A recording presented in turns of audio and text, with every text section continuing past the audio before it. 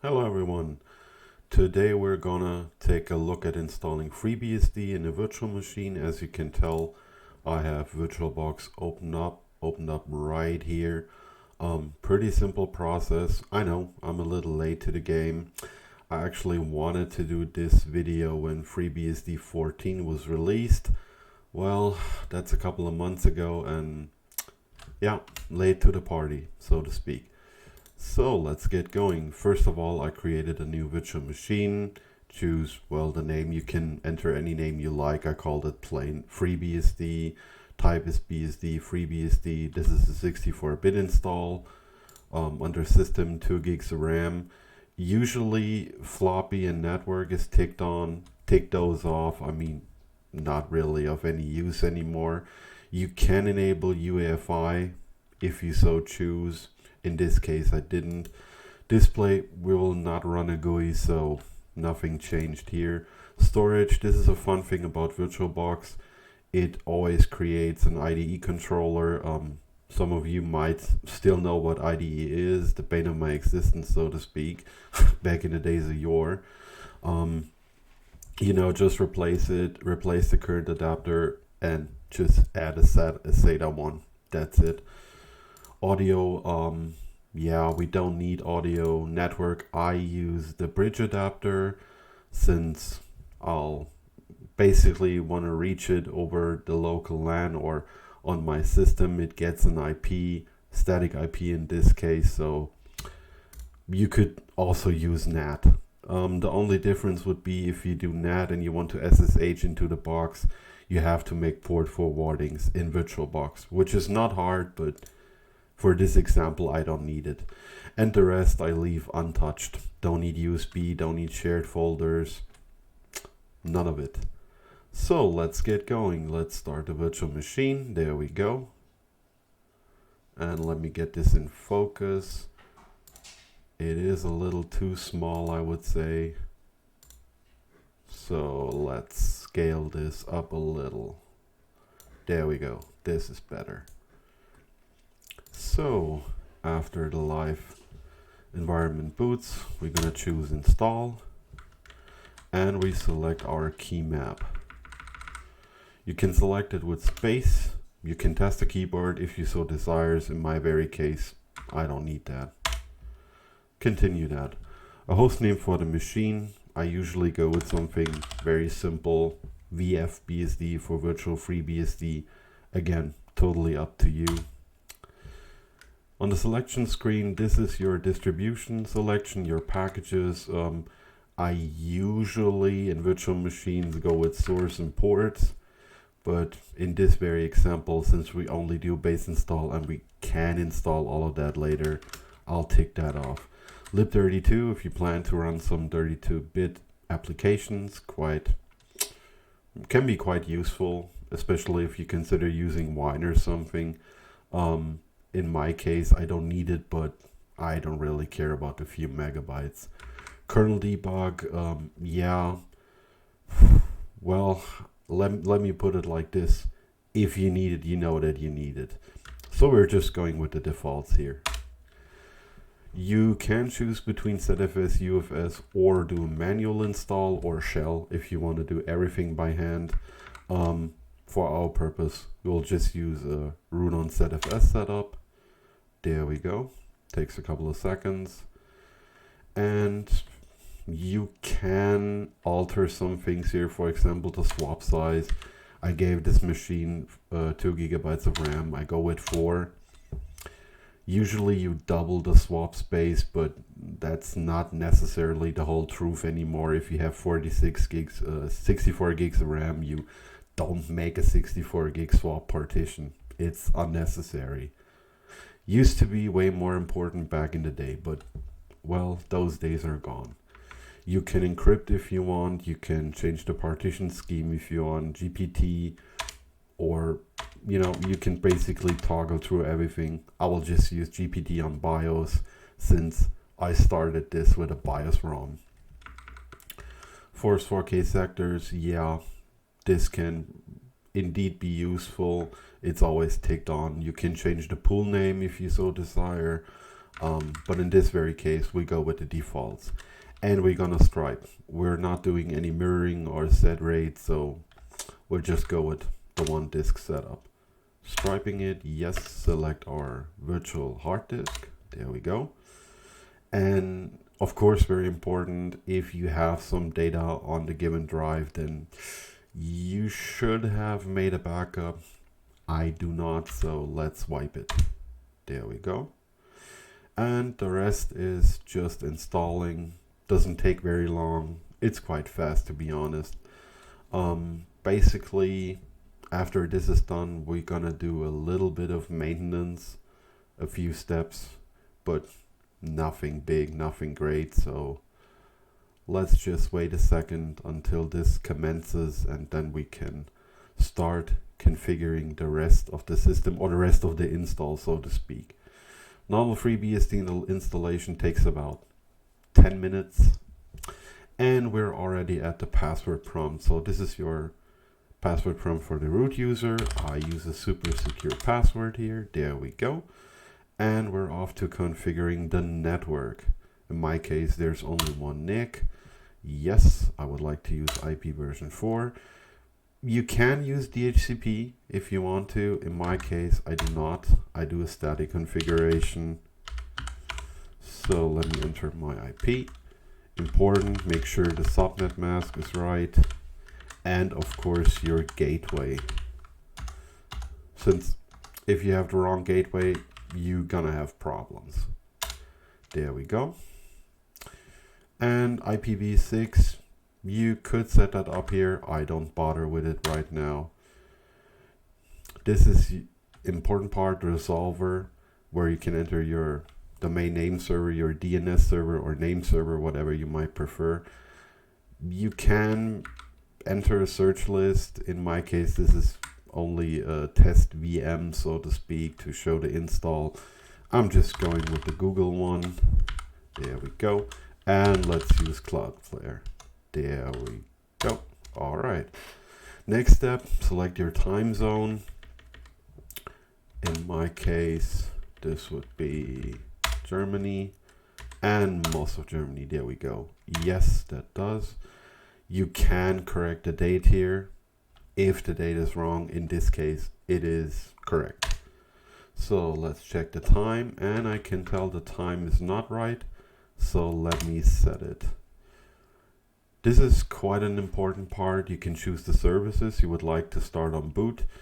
I always go with NTP and NTP sync on start. If you have a physical machine, you want to consider using PowerD for CPU frequency management. You can enable MouseD, which is your mouse pointer on the console. I usually don't use that. And you can enable local unbound for DNS caching. Well, if I do it by hand.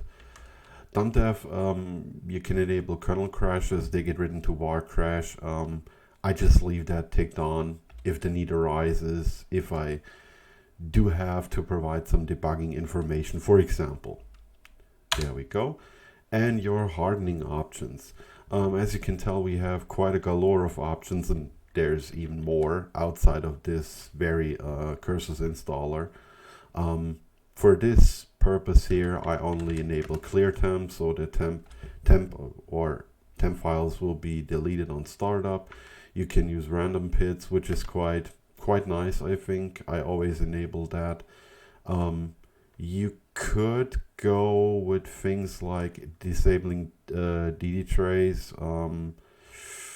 If you so want to do that. For my purpose, I mostly only do this too.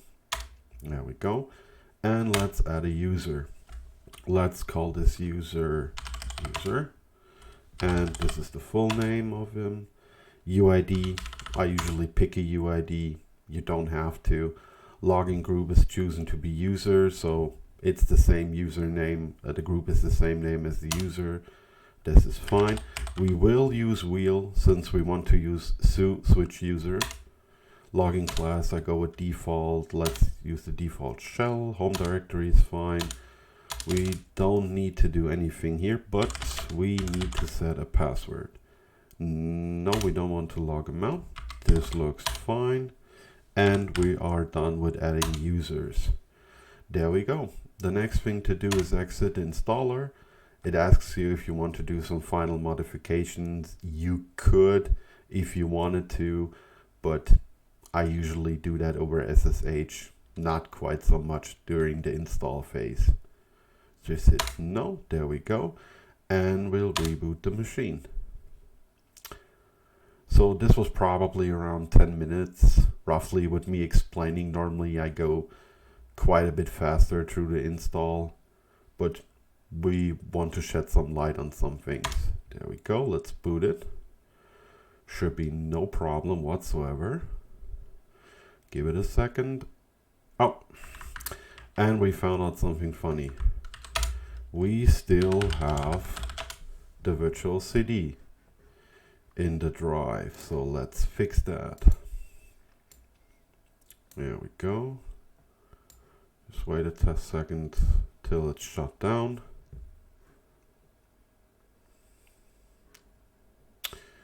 And there it goes. So, of course, you should take out the CD, the virtual CD, if you don't need it anymore. There we go. And let's give it another shot. Yes, we will be in scaled mode. That looks better. There we go.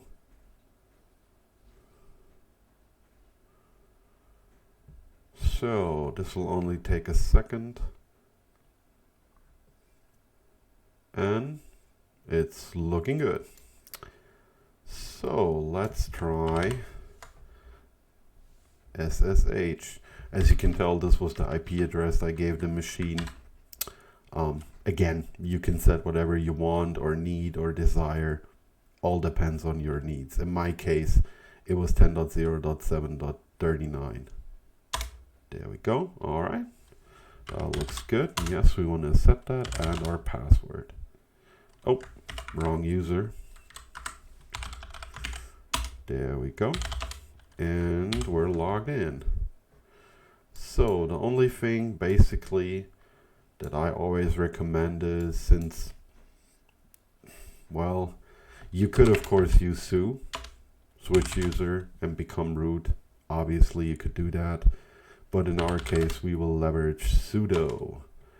So to do that, first of all, we need to install the package manager, which is pkg. Before it was called pkg-ng, new generation, but just pkg. And if you only enter pkg, it will ask you, hey, do you want to fetch it and install it? Yes, we'll do that. By default, the quarterly repository is used for packages. You could go with latest, difference being quarterly, as the name suggests, packages are released quarterly. So you have basically 4 releases per year, which makes the experience more, well, I wouldn't say dependable, but it makes it a little bit easier to plan ahead, since you are getting security fixes if there are security problems. With latest, as you might know from Linux, Arch Linux, for example, you get the newest packages all the time, so you always get new versions. Basically, you might view it as, let's say quarterly is a little closer to a Debian stable, which is exaggerated, but just to have a little comparison, and latest is bleeding edge, just like Arch Linux. Just an example. I know I will get hate comments for this. So pkg is installed. Next step is we update the package cache, which only takes a couple of seconds. There we go. Okay, right. So the only thing left to do on a new install before I pretty much run my playbooks is I'm gonna install doas, which is a sudo replacement. It's quite simple, quite easy to use. So let's do a very simple configuration. So do permit, keep environment, and this is our user. There we go. So basically this tells it to, hey, the user is allowed to run do as. Quite simple. We can test that out. Let's go out of the root user, do as ls, and there we go. Quite a simple tool. Of course, you can become the root user permanently as you wish. I mean, some people only use su, others use su with a login shell. It basically depends on your preference. Oh, and by the way, if you need sudo, it of course is available, as you can tell right here, if you want to use sudo. So this was pretty much it for our little video.